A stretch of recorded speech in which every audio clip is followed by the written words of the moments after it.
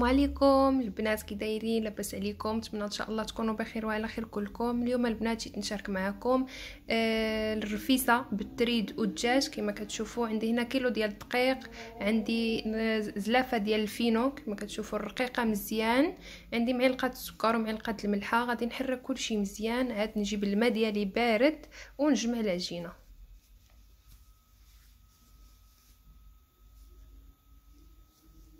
الماء بارده البنات، غادي نجمع العجينه ديالي مزيان.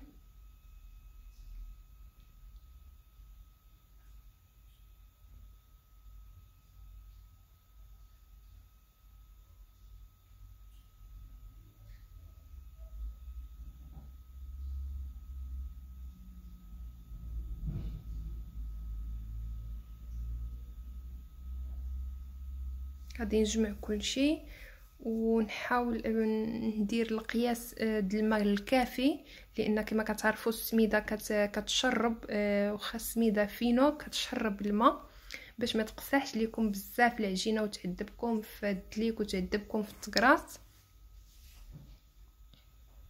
كما كتشوفوا العجينه ديالي رطبه، يعني ما مقصحاهاش بزاف. غادي نحطها على سطح العمل وندلكها واحد 2 دقائق، ندلكها مزيان.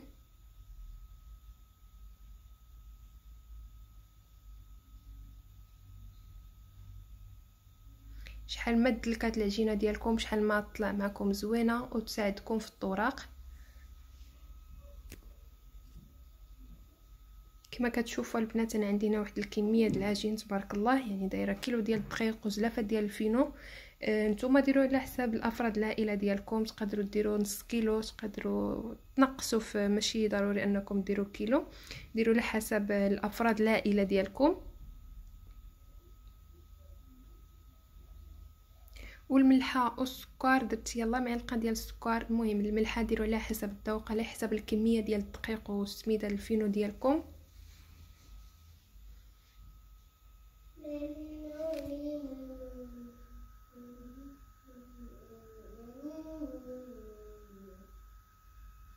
المهم كما كتشوفوا كندلكها مزيان مزيان.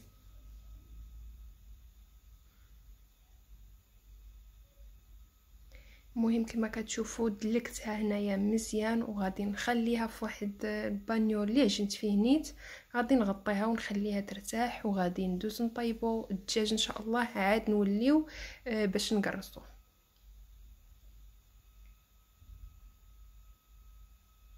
دابا غادي نغطيها بواحد الميكات السلوفان.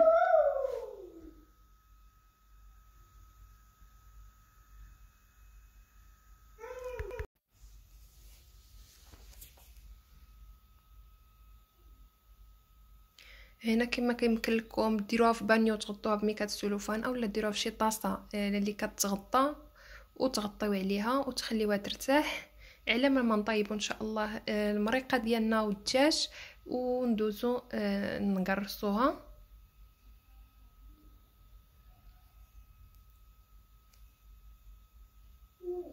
هنا غطيت العجين ديالي ونخليه على جنب. دابا البنات غادي ندوز ان شاء الله باش نشربوا الدجاج ديالنا. كما كتشوفوا انا عندي هنا الدجاجه كامله. نتوما الا بغيتو تقطعوها اولا ديروا قياسكم فهذاك الشيء كيبقى لكم. كما كتشوفوا عندي هنا البصله مشلضه طريفات صغار. البصله اللي كان عندكم حمراء ولا بيضاء ماشي مشكل. عندي هنا الثومه اللي غادي نخليها هكذايا بالقشور ديالها، ما بغيتش نحيد لها الرويس هذا باش ما تحلياش وتحل القشره، فخليتها هكذا باش تبقى مجموعه. كما كتشوفوا عندي هنا كنت دايره انا غير معلقه ديال الحلبه ورطبتها بالليل، درت عليها الماء. كما كتشوفوا راه نتفخات زادت، كتزيد الكميه هي كتضاعف الحجم ديالها، فرطبتها بالليل. نتوما الا ما قدرتوش ترطبوها بالليل فديروا غير مع قياسكم ديال الحلبه اللي كتبغيو، معلقه ولا نص معلقه كبيره، خويو عليها الماء طايب عاد تستعملوها باش كتحيد من هذيك المروريه ما كتبقاش حاره. هنا البنات عندي شويه ديال القزبر اللي مقطعاه، وهنا غادي ندير الطريفات هادو ديال الكرافس. هنا البنات الشرموله اللي عندي بحال دائما اللي كنستعمل الملحه، البزار، الزعفران، الخرقوم، الشونيه ولا بابريكا الحمراء، سكنجبير. عندي هنا شويه ديال طريه ديال الدجاج، هنا عندي شويه ديال شنو سميتو، عندي هنا نص معلقه صغيره ديال راس الحانوت، وعندي هنايا شويه الزعتر محكوك، وعندي هنا ورق موسى كما كتشوفوا راه كبيره. وغادي نخلط هاد العطريه بشويه ديال الماء، وغادي نشرمل الدجاجه ديالي. وهنا كما كتشوفوا البنات عندي هنا شويه ديال البيض السمان اللي غادي نسلق، وعندي هنا طريف ديال ليمينيو باش نشد الدجاج ديالي. بسم الله غادي ندوزو نشرملو الدجاجه ديالنا. هنا كما كتشوفوا البنات انا حشيتها في الطنجره، غادي نشرملها في الطنجره ديريكت باش بلا ما نوسخ كلشي بالعطريه. ديك العطريه تبقى لي في الطنجره. نزيد شويه د الماء في هاد العطريه باش تشرى لي شويه اكثر.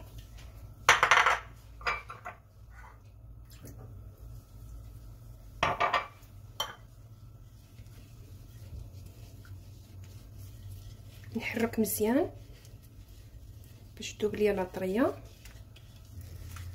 بسم الله غادي نبداو نشرملو الدجاجه ديالنا. نحشيو لها العطريه في الجوانب كله.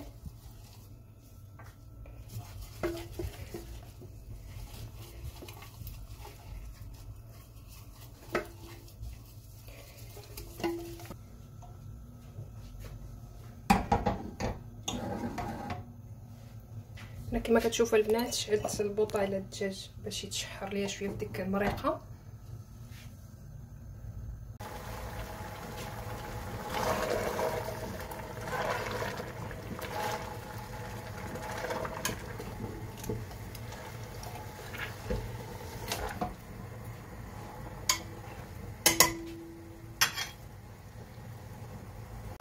دابا من بعد ما تشحرات لي الدجاجه ديالي مزيان خلاتها العطريه، غادي نزيد عليها شويه الزيت البلديه.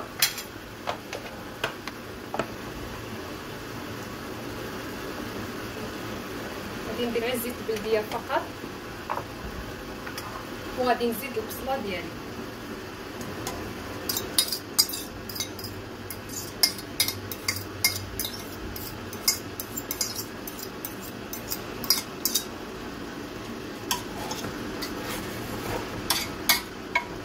بسيله تشحر عاد ندير الصبر والشي الاخر.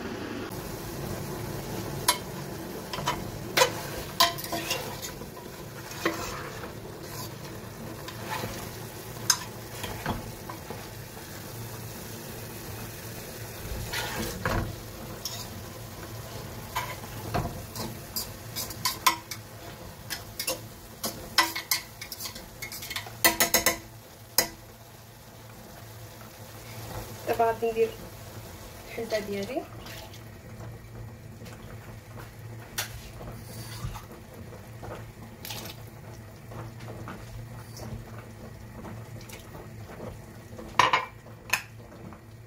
ثومه، ورق موسى، كرافس،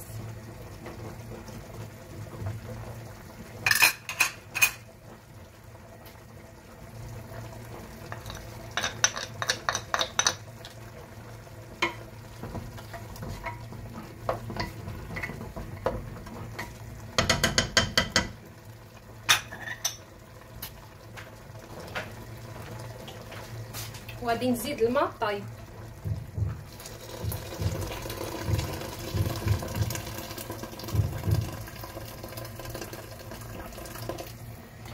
غادي نكثر شويه المرقه حيت غادي يطيب الدجاج وغادي نسقيو به، فغادي خصنا نكثروا شويه.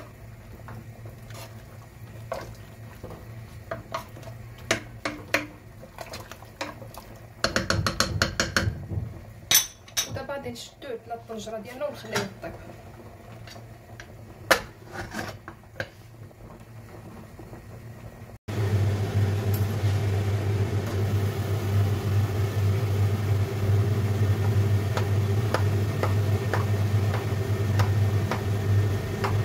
غادي غادي نشدو القطيب ونحاولوا نثقبوا مزيان الدجاجه ديالنا باش طيب مزيان ما تنشاش وتدخل لها المرقه تبنان. هنا ازيد السميحه البنات على الصوت حيت هي ديال الكامبانا ديال اللي كتسبيري الفوار. كما كتشوفوا طلقات لي العجينه ديالي.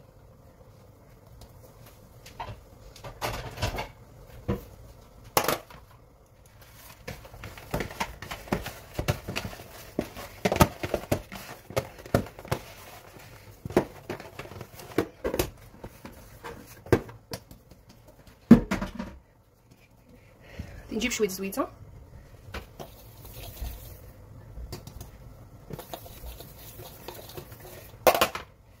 دهنيه بالزيت وغادي ندير كويرات صغيورين.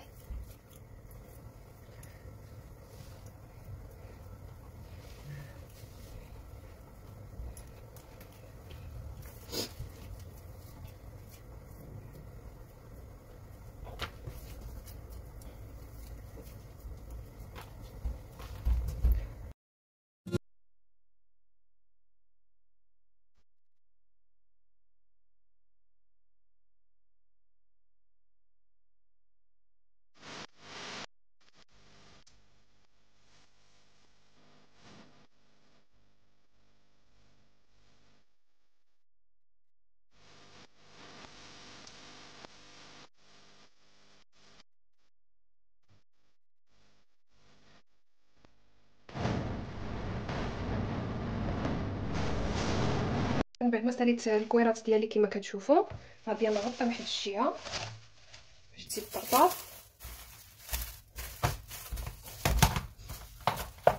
وغادي نبدا نقرص من هاد الجهه هادي.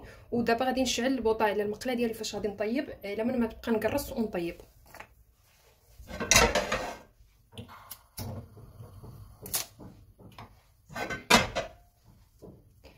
ناخذ شويه زويته بسم الله.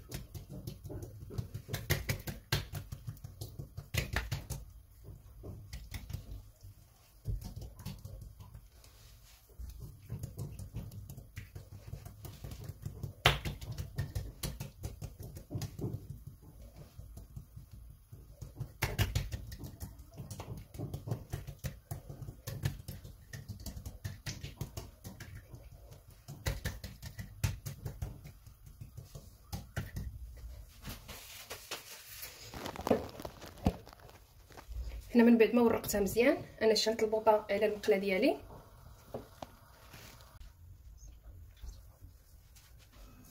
هنا البنات كما كتشوفوا رديت المقله ديالي سخنات مزيان وغادي نستمر بهذه الطريقه نبقى نقرصهم بهذه الطريقه هادو بحال هكذايا ونبقى ندير في المقله ديالي. غادي نبقى ندير ندهنها واحد شويه بالزيت ونبقى نقلب ونبقى نزيد وحده على وحده حتى نسالي الكميه ديالي كامله. مثلا دابا بديت بوحده غادي نزيد حتى ندير 9 او 10 ديال وحده فوق وحده نطيبهم وحده فوق وحده. ما تخافوش البنات ما غاديش يتلاصقوا لكم وكيطيبوا مزيان. المهم غادي نستمر بهذه الطريقه هذه حتى نسالي العجين ديالي كامل. نبقى نحط وحده فوق وحده والجهه اللي تحتانيه كتكون طابت هي اللي كنرد الفوق وكنزيد عليها الورقه الثانيه.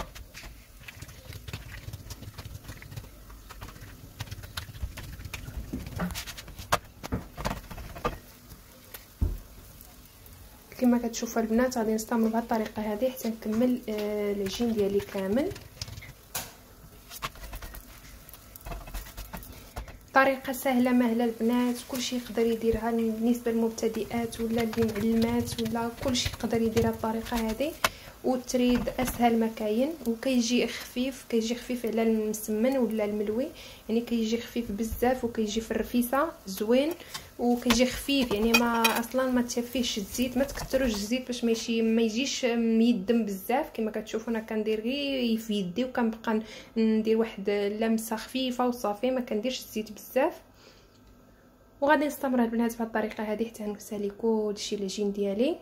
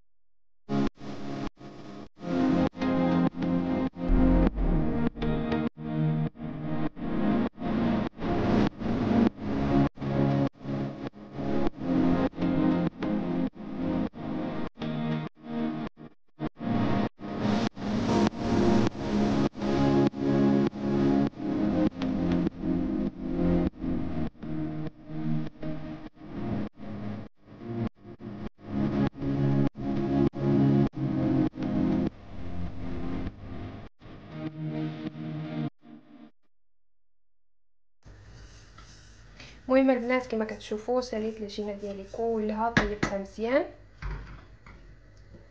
دابا غادي ندوز نقطع. عندي هنا موس وعندي مقص، غادي نشوف اللي غادي يجيني ساهل نقطع به.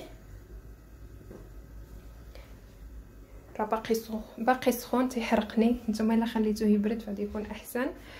غادي نبدا نقطع بهذه الطريقه هذه البنات، نقطعه رقيق. نتوما اللي يعجبكم قطعوه رقيق ولا غليظ اللي يعجبكم. غادي نجرب هنا بالمقص نشوف واش يساعدني، بالموس احسن. غادي نستمر نقطع بهذه الطريقه هذه كلشي.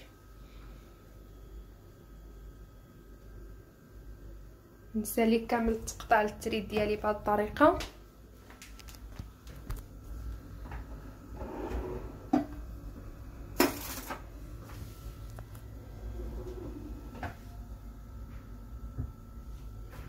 هنا البنات من بعد ما ساليت كلشي التقطاع ديالي، غادي نحاول نديرو في الطبسيل ديالي بهذه الطريقه.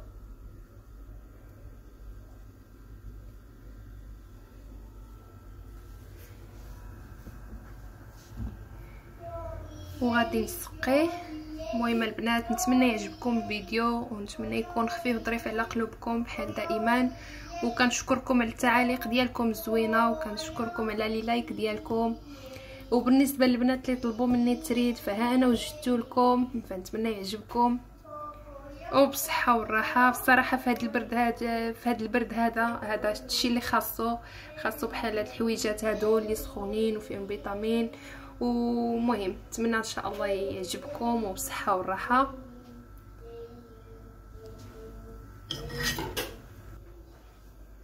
هنا البنات غادي ندوز نكمل الفيتامين ونكمل السخونيه. غادي نوجد اللويزه. غادي نهز واحد الكميه د اللويزه وغادي نحطها في البريق ديالي وغادي نشللها بالماء وغادي نطيب الماء مزيان ونخويه عليه. هنا البنات من بعد ما شللتها غادي نخوي عليها الماء طايب. هنا الا بغيتو ديروا لا السكر يذوب ويرطب معاها او لا خليو السكر على حسب الذوق اللي كيبغي الحلاوه واللي ما كيبغيهاش.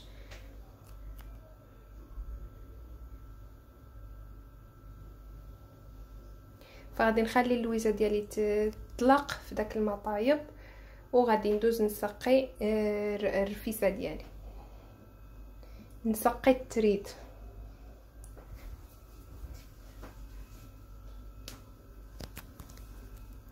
هنا كما كتشوفوا البنات المريقه خاتره.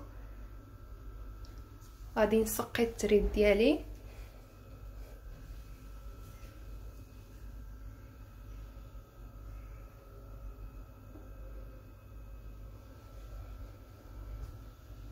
الصراحه جا في واحد البنه واحد المذاق واحد الريحه تلقى في الدار يا سلام.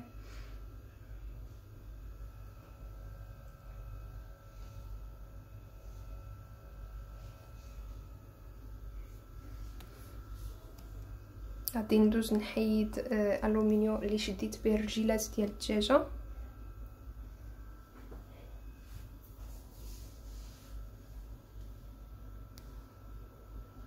وغادي نكمل نسقي ونزينو بهذه الطريقه ديالي. نتوما زينوه باي طريقه بغيتو، ما بغيتوش تزينوه هكذا راه كافي، راه مزيين اصلا.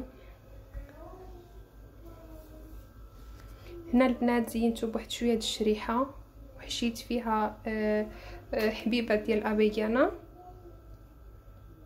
وشي طميرات. وهنا البيض السمان اللي سلقت معكم غادي نحشي هكذايا في عويدات ديال السنان.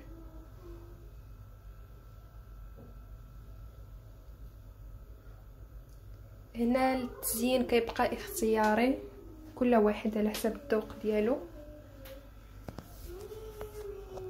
وهنا البنات غادي نكون ساليت معكم الفيديو ديالي وخليتكم على خير وبسلامه عليكم.